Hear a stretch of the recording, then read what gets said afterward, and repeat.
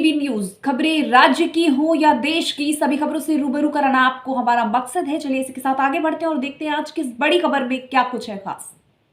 ग्राहक पंचायत के द्वारा ग्राहक जागरण संगोष्ठी का आयोजन किया गया।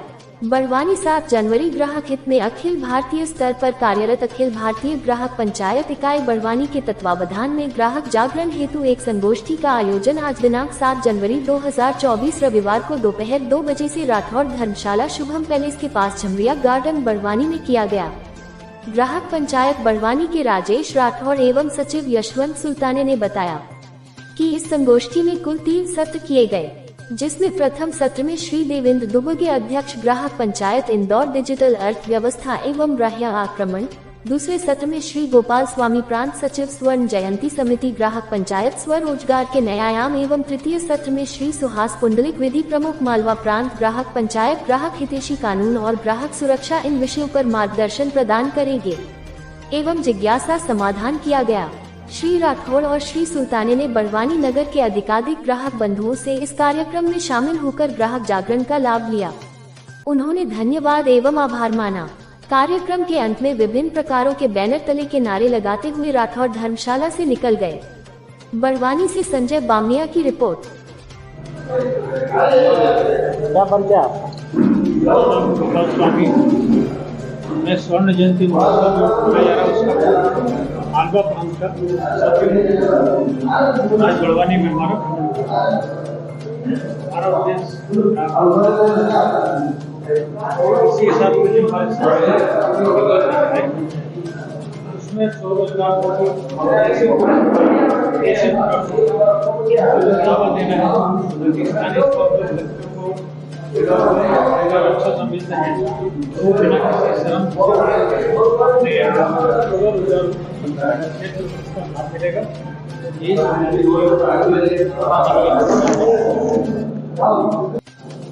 क्या परिचय? मैं देवेंद्र दुबे महानगर अध्यक्ष अखिल भारतीय ग्राहक पंचायत। आज यहाँ पर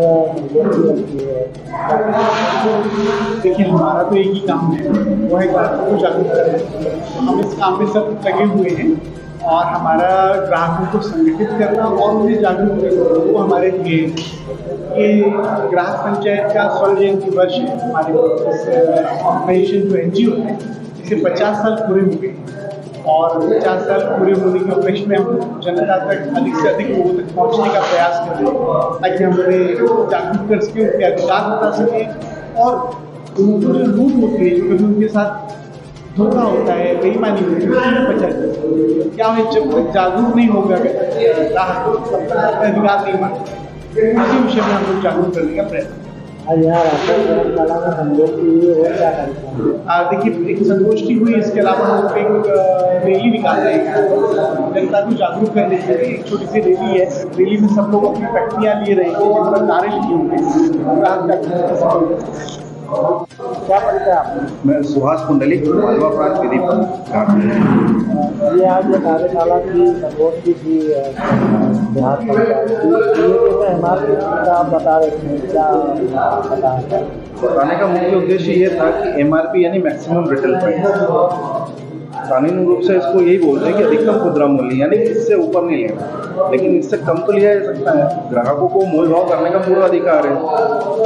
सबसे बड़ी विडंबना ये है कि सबसे ज़्यादा समाज पर जरूरत पड़ती है कुछ निश्चित खरीदारियों में, जैसे कि दवाइयाँ खरीदना है तो उसकी MRP देखेंगे आप तो बहुत ज़्यादा है, तो उनको हम प्रयास करते हैं कि इन पर मोल भाव करें।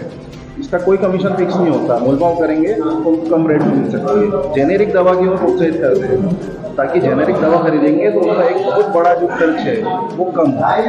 लागत की बात आपने देखी कि लागत मूल्य निर्धारित होना चाहिए। हमारी सरकार से मांग है कि लागत मूल्य घोषित हो।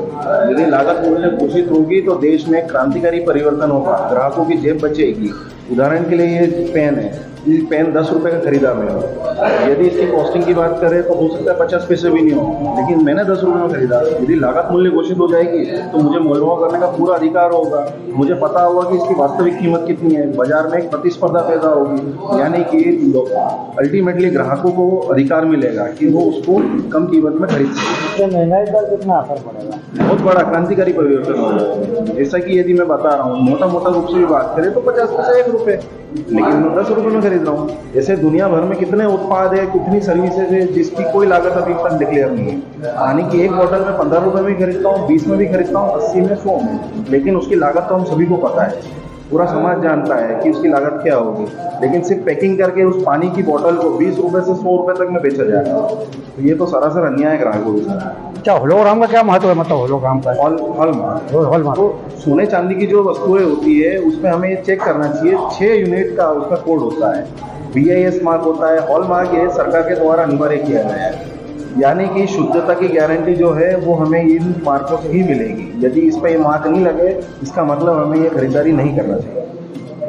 अच्छा, यदि उपभोक्ता को शिकायत करना हो तो किनसे संपर्क करें? उपभोक्ता को यदि शिकायत करनी है तो उसके लिए उपभोक्ता आयोग उनके लिए स्वतंत्र है। हर जिला केंद्र पर उपभोक्ता आयोग की स्थापना की गई है और उसमें मान्य एक सिंपल आवेदन करके भी वो उसमें अपनी शिकायत दर्ज कर सकते हैं। लेकिन साथ ही ग्राहक पंचायत उनके लिए खड़ा हुआ है, हर एक व्यक्ति के लिए खड़ा हुआ है जो संसार में ग्राहक है। उनके अधिकारों की सुरक्षा के लिए, उनके जागरण के लिए ग्राहक पंचायत हमेशा उनके साथ है और उनकी आवाज़ को वो बुलंद करता है।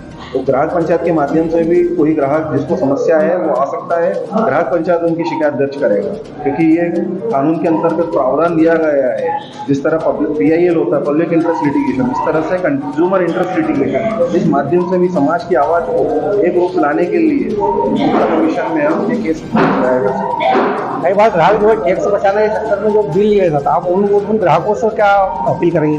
बिल तो लेना ही चाहिए, बिना बिल के आपका कोई अधिकार सुरक्षित नहीं रहेगा। बिल रहेगा तो आपको GST में जिस भी सर्विसेज से आपने कुछ भी खरीदी है, जहाँ शिकायत करनी है, वो आपका एक तरह से डॉक्यूमेंट है, उसी के आधार पर आपके अधिकार जनरेट होते हैं।